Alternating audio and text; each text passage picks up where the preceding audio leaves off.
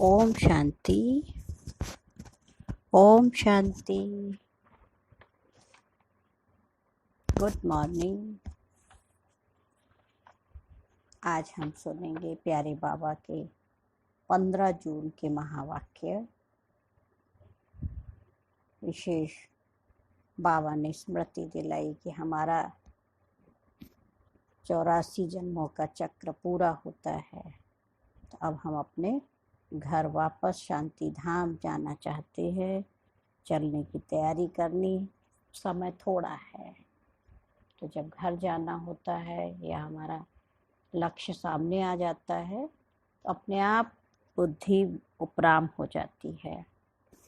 तो ये दुनिया ऐसे भी हम देख रहे हैं कितना दुख है, अशांति है, परेशानी है। तो बाबा कह रहे बुद्धि का वैराग्य इस दुनिया से रखो और चलना है अपने घर वापस। तो घर जाने की कितनी खुशी होती है, ऑटोमेटिक बुद्धि उपराम भी हो जाती, बैगेज भी सब तैयार हो जाता है। कोई कुछ कहता भी है तो उसको हम माइंड नहीं करते हैं। और जब चलना है तो इधर उधर की व्यर्थ बातों में अपना समय नहीं बर्बाद करना। तो अपने आप को सदा इस दुनिया में हमेशा ये समझे मैं मेहमान हूँ। तो बाबा कहता बच्चे जो मेहमान समझते हैं वो ऑटोमेटिक महान बन जाते हैं। तो हम सुनेंगे बाबा के महावाक्य। बाबा ने कहा, मीठे बच्चे तुम्हें स्मृति आई है कि हमने 84 जन्मों का चक्कर पूरा किया। अब जाते हैं अपने घर शांति धाम। घर जाने में बाकी थोड़ा समय है। प्रश्न है, जिन बच्चों को घर चलने की स्मृति रहती है उनकी निशानी क्या होगी? उत्तर है, वह इस पुरानी दुनिया को देखते हुए भी नहीं देखेंगे। उन्हें बेहद का वैराग्य होगा। धंधे धोरी में रहते भी हल्के रहेंगे। इधर उधर झरमुई झगमुई की बातों में अपना समय बर्बाद नहीं करेंगे। अपने को इस दुनिया में मेहमान समझेंगे। ओम शांति। बाबा ने कहा, सिर्फ तुम संगम युगी ब्राह्मण बच्चे ही जानते हो कि हम थोड़े समय के लिए इस पुरानी दुनिया के मेहमान हैं।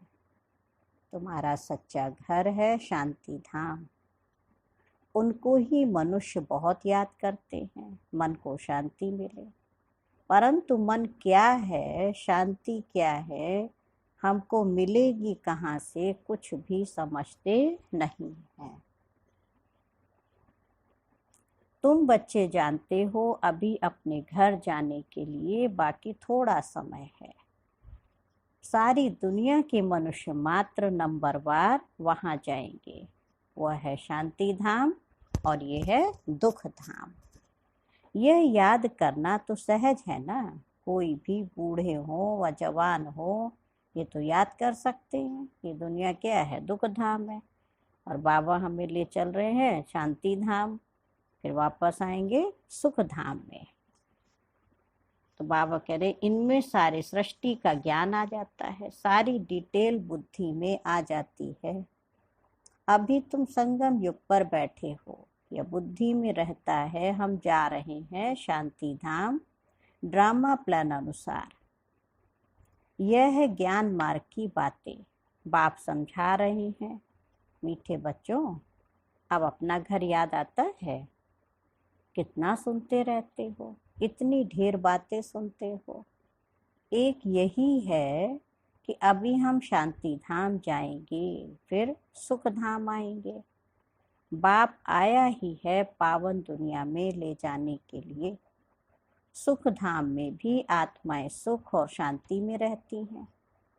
शांति धाम में सिर्फ शांति है, यहाँ तो बहुत हंगामा है। यहाँ मधुबन से तुम जाएंगे अपने घर में तो बुद्धि झरमुई झगमुई अपने धंधे आदि तरफ चली जाएगी। भाई बाबा के घर मधुबन में है तो वहाँ तो बहुत शांति है। योग करना है, बाबा को याद करे, पढ़ाई पढ़े, अपना भोजन किया, दादियों से मिले, तो बुद्धि वहाँ बिजी रहती है, लेकिन अपने घर जाएंगे तो फिर बिजनेस है, काम धंधा चलता है, तो बुद्धि इधर उधर की बातों में फंस जाती है। इसलिए बाबा कह रहे यहाँ मधुबन में तो वो झंझट नहीं रहता है, उसका हम लाभ ले सकते हैं। तुम जानते हो हम आत्माएं हैं ही शांति धाम के निवासी। यहाँ हम पार्टधारी बने हैं और कोई को ये पता नहीं है कि हम पार्टधारी कैसे हैं। तुम बच्चों को ही बाप आकर पढ़ाते हैं। कोर्टों में कोई पढ़ते हैं, सब तो नहीं पढ़ेंगे। तुम अभी कितने समझदार बनते हो, पहले बेसमझ थे, अभी तो देखो लड़ाई झगड़ा आदि कितना है। इनको क्या कहेंगे, हम आपस में भाई भाई हैं, वो भूल गए हैं। भाई भाई कभी खून करते हैं क्या? हाँ, खून करते भी हैं तो सिर्फ मिल्कियत के लिए। अभी तुम जानते हो हम सब एक बाप के बच्चे भाई भाई हैं। तुम प्रैक्टिकल में समझते हो, हम आत्माओं को बाबा आकर पढ़ाते हैं। 5000 वर्ष पहले माफिक हमको पढ़ाते हैं, क्योंकि वो ज्ञान का सागर है। तो बाबा कह रहे इस पढ़ाई को और कोई भी नहीं जानते। यह भी तुम बच्चे जानते हो, बाप ही स्वर्ग का रचयिता है। सृष्टि को रचने वाला उसको नहीं कहेंगे, सृष्टि तो अनादि है ही, है ना। दुनिया को नहीं रचते, दुनिया बनी बनाई है, क्योंकि सृष्टि 3 चीजों से बनी है जो अनादि है, आत्मा, परमात्मा और यह सृष्टि।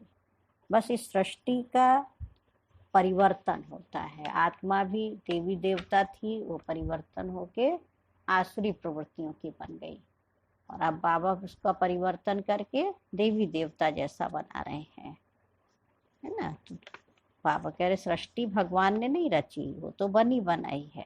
स्वर्ग को रचने वाला परमात्मा को कहेंगे। वहां और कोई खंड नहीं था, यहाँ तो बहुत खंड है। कोई समय था जबकि एक ही धर्म था, एक ही खंड था, पीछे फिर वैरायटी धर्म आए हैं। अभी बुद्धि में बैठता है कि वैरायटी धर्म कैसे आते हैं। पहला पहला आदि सनातन देवी देवता धर्म है। तो बाबा ने कहा सनातन धर्म भी देखो यहाँ ही कहते हैं, परंतु अर्थ तो समझते नहीं है। सनातन माने प्राचीन और आदि माना शुरुआत, बाकी धर्म तो है देवी देवता। तो आदि सनातन देवी देवता धर्म है ना। हम लोग भक्ति में कह देंगे सनातन धर्म की जय हो, प्राणियों में सद्भावना हो, विश्व का कल्याण हो। लेकिन सनातन धर्म कौन सा है, वो शिव बाबा ने बताया, वो है देवी देवता धर्म, जो बहुत पवित्र था। अभी देखो सब पतित बन गए हैं। तुमने बाप से वर्षा लिया था पवित्र दुनिया का मालिक बनने का। समझते हो, हम पहले पहले पवित्र गृहस्थ धर्म के थे। अभी ड्रामा के प्लान अनुसार रावण राज्य में हम पतित प्रवृत्ति मार के बन गए हैं। तुम ही पुकारते हो, हे पतित पावन हमको सुख धाम में ले जाओ। कल की तो बात है, कल तुम पवित्र थे, आज अपवित्र बन पुकारते हो। आत्मा पतित हो गई है, आत्मा पुकारती है, बाबा आकर हमको फिर से पावन बनाओ। बाप कहते हैं अभी यह अंतिम जन्म पवित्र बनो, फिर तुम 21 जन्मों के लिए बहुत सुखी हो जाएंगे। बाबा तो बहुत अच्छी बातें सुनाते हैं, बुरी चीज छुड़ाते हैं। तुम देवता थे ना, अब फिर बनना है, बच्चे फिर पवित्र बनो। कितना सहज है ना। बाबा तो बहुत सरल कर देता ताकि बच्चों को ज्यादा कठिन भी नहीं लगे। कमाई बहुत भारी है, तुम बच्चों की बुद्धि में है, शिव बाबा आया है। हर 5000 वर्ष बाद आते हैं। पुरानी दुनिया से नई दुनिया होती जरूर है, यह कोई और बता न सके। शास्त्रों में कलयुग की आयु बहुत लंबी कर दी है, ये है सारी ड्रामा की भावी। अभी तुम बच्चे पापों से मुक्त होने का पुरुषार्थ करते हो, ध्यान रहे और कोई पाप ना हो जाए। देह अभिमान में आने से ही फिर और विकार आते हैं, जिससे पाप होता है। इसलिए बाबा कहते बच्चे भूतों को भगाना पड़ता है। देह अभिमान से क्या होता है, कितने पाप हो जाते, यही तो भूत है। क्रोध का भूत, लोभ का भूत, काम विकार का भूत। तो बाबा के इन भूतों को भगाते। इस दुनिया की कोई भी चीज में मोह ना हो, इस पुरानी दुनिया से वैराग्य हो। भल देखते हो पुराने घर में रहे पड़े हो, परंतु बुद्धि नई दुनिया में लगी हुई है। जब नए घर में जाएंगे तो नए को ही देखेंगे। जब तक यह पुराना घर खत्म हो तब तक आंखों से पुराने को देखते हुए याद नए को करना है ना। तो ऐसा नहीं कि कोई हम शरीर छोड़ देंगे, वो तो अपने समय पर छोड़ना है। कई दुखी हो जाते हैं, डर जाते हैं कि दुनिया विनाश हो जाएगी। बाबा कहते विनाश तो ऐसे भी नहीं होना, परिवर्तन होना है।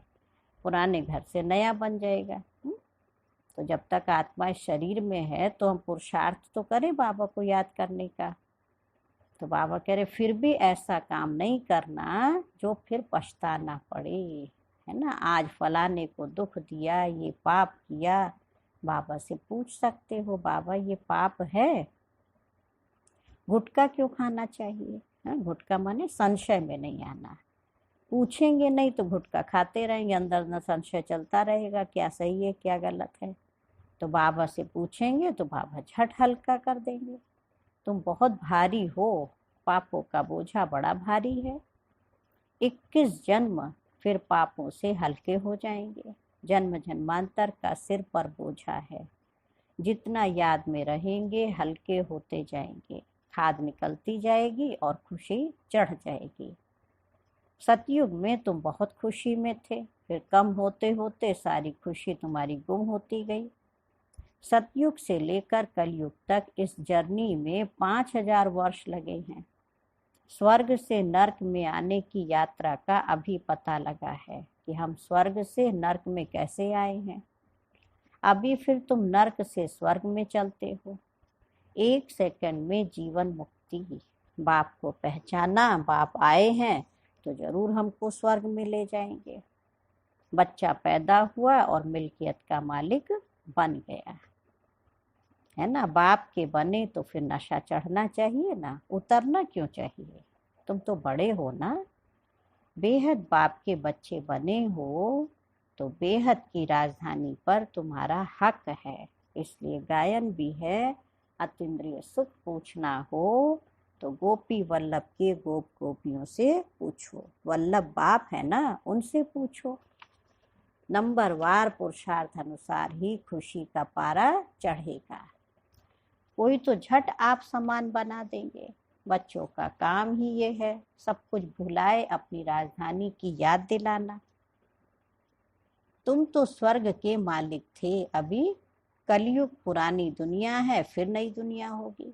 अभी तुम बच्चों की बुद्धि में है कि हर 5000 वर्ष के बाद बाप भारत में ही आते हैं, उनकी जयंती भी मनाते हैं।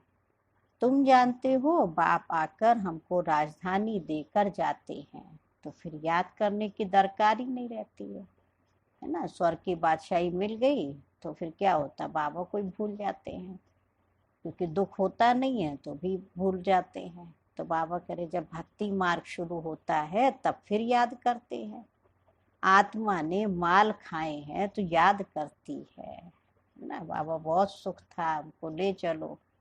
गीत भी गाते, देख तेरे संसार की हालत क्या हो गई भगवान। तो बाबा फिर आकर हमको शांति धाम सुख धाम में ले चलते हैं। अभी तुम बच्चे समझते हो वो हमारा बाप है, टीचर है और गुरु भी है। सृष्टि के आदि मध्य अंत का चक्र, 84 जन्मों का ज्ञान अभी तुम्हारी बुद्धि में है। अनगिनत बार 84 जन्म लिए हैं और लेते रहेंगे, इनका कभी अंत नहीं होता। तुम्हारी बुद्धि में ही ये चक्र है, स्वदर्शन चक्र, घड़ी घड़ी याद आना चाहिए। यही मन मना भव है। बाबा ने कहा जितना तुम बाप को याद करेंगे उतना तुम्हारे पाप भस्म होंगे। तो मेहनत किसकी है? शिव बाबा को याद करने की। तो बाबा ने कहा तुम जब कर्मातीत अवस्था के समीप पहुंच जाएंगे तो तुमसे कोई भी विकर्म नहीं होगा। अभी थोड़े थोड़े विकर्म हो जाते हैं, संपूर्ण कर्मातीत अवस्था अभी थोड़ी बनी है। ये बाबा भी तुम्हारे साथ देखो स्टूडेंट है ना। ब्रह्मा बाबा भी लास्ट तक बाबा की पढ़ाई पढ़ी, पढ़ाने वाला है शिव बाबा। भल इनमें प्रवेश करते हैं, ये भी स्टूडेंट है। यह है नई नई बातें। अब सिर्फ तुम बाप को और सृष्टि चक्र को याद करो। वो है भक्ति मार्ग, ये है ज्ञान मार्ग। रात दिन का फर्क है। वहाँ कितने झांझ घंटे आदि बजाते हैं, मंदिरों में देखो कितना होता है, शोरगुल करते हैं, लाउड स्पीकर भी लगाते हैं। और यहाँ तो सिर्फ बाबा की याद में रहना है। आत्मा तो अमर है, अकाल तख्त भी है। ऐसे नहीं अकाल मूर्त सिर्फ बाप है, आत्मा भी अकाल मूर्त है। अकाल मूर्त आत्मा का ये भ्रकुटी तख्त है। जरूर भ्रकुटी में तो बैठेगी ना, पेट में थोड़ी बैठेगी। अभी तुम बच्चे जानते हो हम अकाल मूर्त आत्मा का तख्त कहाँ है। इस भ्रकुटी के बीच में हमारा तख्त है, इसलिए माथा बना भी कैसा है, तख्त की तरह है ना। अमृतसर में अकाल तख्त दिखाते हैं, अर्थ कुछ भी नहीं समझते। महिमा भी गाते हैं अकाल मूर्त, उनको अकाल तख्त का किसको पता नहीं है। अभी तुमको मालूम पड़ा है, तख्त तो यही है जिस पर बैठकर सुनाते हैं। तो आत्मा अविनाशी है, शरीर है विनाशी। आत्मा का ये अकाल तख्त है, सदैव ये अकाल तख्त रहता है ना। ये तुम बच्चे समझते हो, उन्होंने फिर वो तख्त बनाकर रख दिया है ना। हर जन्म में देखो तख्त बदलता रहता, आत्मा अविनाशी है। तो वास्तव में अकाल आत्मा तो यहाँ बैठी है। तुम बच्चों की बुद्धि में अर्थ है एक ओमकार। हाँ, इनका अर्थ तुम बच्चे समझते हो ना।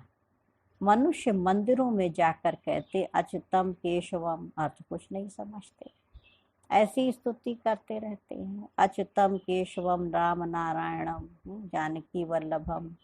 अब राम कहाँ, नारायण कहाँ, है ना, अंतर हो गया ना। कहा सतयुग के श्री नारायण और फिर त्रेता में राम स्वरूप बने। बाबा कहते वो सब है भक्ति मार्ग। और ज्ञान तो बड़ा सिंपल है। कोई और बात पूछने के पहले बाप और वर्षे को तो याद करो।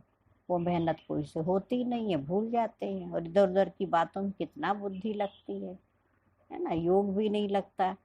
तो बाबा कहते पहले योग करो, आत्मा के अंदर गुण धारण करो, है ना। कोई और बात पूछने से पहले शिव बाबा को याद करो। एक नाटक भी है, माया ऐसे करती भगवान ऐसे करते। तुम बाप को याद करते हो, माया तुमको और तूफान में ले जाती है। माया का फरमान है रुस्तम से रुस्तम होर पर लड़ो। तुम सब लड़ाई के मैदान में हो। माया क्या फरमान करती है, जो बहादुर बने ना उसे खूब बहादुरी से लड़ो। तो जब हम बाबा को याद करते तो बहादुर बनने लगते। तो माया भी बहादुर बन के फिर हमसे लड़ती है। जानते हो इनमें किस किस प्रकार के योद्धे हैं। कोई तो बहुत कमजोर हैं, कोई मध्यम कमजोर हैं, कोई तो फिर तीखे हैं। सभी माया से युद्ध करने वाले हैं। गुप्त ही गुप्त अंडरग्राउंड। वे भी अंडरग्राउंड बॉम्ब्स की ट्रायल करते हैं, ये भी तुम बच्चे जानते हो। अपनी मौत के लिए सब कुछ कर रहे हैं। आज जो बॉम्ब्स बनाया, इतना सब क्या किया, अपनी मौत के लिए। और तुम बच्चे तो बिल्कुल शांति में बैठे हो। उनका है साइंस बल। कुदरती आपदाएं भी बहुत हैं, उनमें तो कोई का वश चल ना सके। अभी झूठी बरसात के लिए भी कोशिश करते हैं, झूठी बरसात पड़े तो फिर अनाज जास्ती हो, है ना। वो भी देखो आज कर लेते हैं विज्ञान के बल से। तुम बच्चे जानते हो कितनी भी बरसात पड़े फिर भी नेचुरल कैलेमिटीज जरूर होनी है। मूसलाधार बरसात पड़ेगी, फिर क्या कर सकेंगे। इनको कहा जाता है नेचुरल कैलेमिटीज, है ना। क्योंकि मनुष्य अपनी प्रकृति को नहीं वश कर पा रहा, तो आज की प्रकृति भी क्या कर रही है, वो भी धोखा दे रही है। सतयुग में ये होता नहीं है, यहाँ होता है, जो फिर विनाश में मदद करती है। प्रकृति भी मदद कर रही है। बाबा कह रहे तुम्हारी बुद्धि में है हम जब सतयुग में होंगे तो जमुना के कंठे पर सोने के महल होंगे। हम बहुत थोड़े वहाँ के रहने वाले होंगे। कल्प कल्प ऐसे होता रहता है। पहले थोड़े होते हैं, फिर झाड़ बढ़ता है। वहाँ कोई भी गंदगी की चीज होती ही नहीं है। यहाँ तो देखो चिड़ियाँ भी गंद करती रहती हैं, वहाँ गंदगी की बात ही नहीं है। उनको कहा ही जाता है हेवन। अभी तुम बच्चे समझते हो हम यह देवता बनते हैं तो अंदर में कितनी खुशी होनी चाहिए। माया रूपी जिन्न से बचने के लिए बाबा कहते हैं तुम बच्चे इस रूहानी धंधे में लग जाओ, है ना। बुद्धि बिजी है तो माया आएगी नहीं, क्योंकि कहते खाली दिमाग शैतान का घर होता, बुद्धि भटकती रहती है। तो बाबा कहते उससे बचने का साधन है अपने मन को शिव बाबा की याद में लगाओ, बस इसी में जिन्न बन जाओ। जिन्न का मिसाल देते हैं ना, वो बोला काम दो, है ना। एक राजा के घर में जिन्न आ गया, अब वो कहे मुझे काम दो, अगर मैं खाली रहा तो तुमको खा जाऊंगा। तो राजा बहुत परेशान, जो काम दे फटाफट कर ला। तो उसको फिर राय दिया कि भाई एक सीढ़ी बनवाओ ऊंची सी। तो जिन्न को कहा तुम्हारा ये काम है, इसको सीढ़ी चढ़ो उतरो, सीढ़ी चढ़ो उतरो, खत्म ही नहीं हो। तो बाबा भी कहते बच्चे तुम क्या करो, बुद्धि से परम धाम जाओ, फिर नीचे आओ, फिर परम धाम जाओ, फिर नीचे आओ, काम कारोबार करा और फिर परम धाम बुद्धि ले जाओ, नहीं तो माया खा जाएगी, है ना। बाबा भी देखो काम देते हैं। बाप का पूरा मददगार बनना है, क्योंकि अकेला तो बाप नहीं करेगा ना। बाप तो राज्य भी नहीं करता है, तो फिर राज्य बच्चों को करना, तो सारा काम शिव बाबा क्यों करे। बाबा कहते तुम मददगार बनो मेरे, तो खुदाई खिदमतगार बन जाएंगे। तुम सर्विस करते हो, राजाई भी तुम्हारे लिए ही है। बाप कहते मैं भी मगर देश में आता हूँ, माया भी मगरमच्छ है, कितने महारथियों को हप करके खा जाती है ना। माया बहुत ताकतवर है, इसलिए बाबा कहते तुम बच्चे घबराओ नहीं, बाबा को याद करेंगे तो तुम भी शक्तिशाली बन जाएंगे, फिर माया से तुम जीत पा लेंगे। ये सब है दुश्मन, जैसे मेढक का दुश्मन सर्प होता है, वो खा जाता है उसको। तो तुमको मालूम है ऐसी तुम्हारी दुश्मन है माया ना, इसलिए माया से डरना नहीं है, बहादुर बनना है। अच्छा, मीठे मीठे सिक्के लधे बच्चों प्रति माता पिता बाप दादा का याद प्यार और गुड मॉर्निंग। रूहानी बाप की रूहानी बच्चों को नमस्ते। हम रूहानी बच्चों की माता पिता बाप दादा को याद प्यार नमस्ते और गुड मॉर्निंग। शुक्रिया बाबा, शुक्रिया। धारणा के लिए मुख्य सार है, फर्स्ट पॉइंट है, बाबा ने कहा स्वयं को पापों से मुक्त रखने के लिए पुरुषार्थ करना है ना। देह अभिमान में कभी भी नहीं आना है। इस दुनिया की कोई भी चीज में मोह नहीं रखना है। आज सेकंड पॉइंट है, माया रूपी जिन्न से बचने के लिए बुद्धि को रूहानी धंधे में बिजी रखना है और बाप का पूरा पूरा मददगार बनना है।